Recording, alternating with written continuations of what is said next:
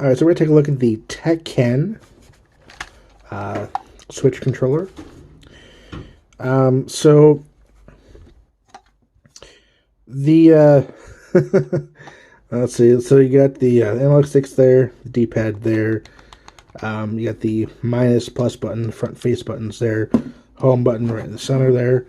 You have the screenshot button or capture button in the back, a reset button, charging port there, and then the ZL, ZR, L and R, which interestingly enough, I don't know if you can see that, but it's labeled as if it's an Xbox controller, which I think is kind of interesting. Left button, right button, left trigger, right trigger. But as for the Switch, I have a feeling it's because you can also use it for like Windows games. But so a couple of things I don't like about it. The glaring white LED there is really bothersome sometimes. In like low light, it's like just glaring at you. And this was supposed to be a purple, but honestly, I mean, it looks pink in this light, but it is kind of an off. Well, no, I'm going to say it is light purple. Kind of looks pink in this light, though, but it's purple. The buttons do feel kind of, I don't want to say large, but they feel kind of large and kind of slippery. The entire controller actually feels a little slick. But not a bad controller. I mean, it's still functional. Still works really well. Would I recommend this controller? Yeah, if you want a cheap controller, you don't want to pay for a Switch Pro controller, it's definitely worth checking out. And we'll go ahead and test this with Mortal Kombat again. This is with my last controller. So, I mean, it works. As you can see, it works pretty well.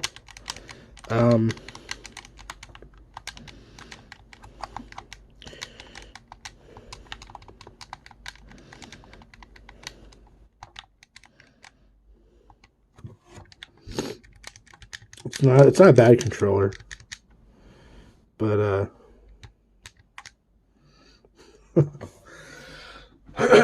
but it's off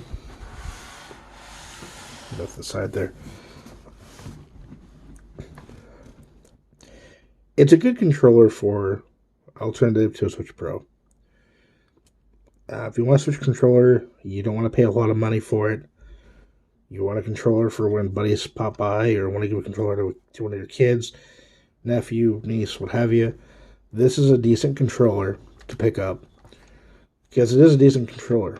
Would I use it as my everyday controller? No, but it is definitely worth. It's worth picking up for a cheap controller, definitely. But yeah, again, the quality's good. But yeah, definitely not one that I would use as my everyday controller, but definitely worth picking up if you got a kid or family member or friend that comes over often and you want to pick up a controller for them. It's definitely worth checking out. So, thank you, Techken, for sending me this controller for review. It's been an interesting interesting experience.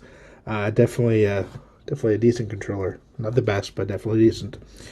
Definitely, again, would recommend for a family member, but not as a main controller. But, all right, well, I want to thank you for watching. Thank you for subscribing.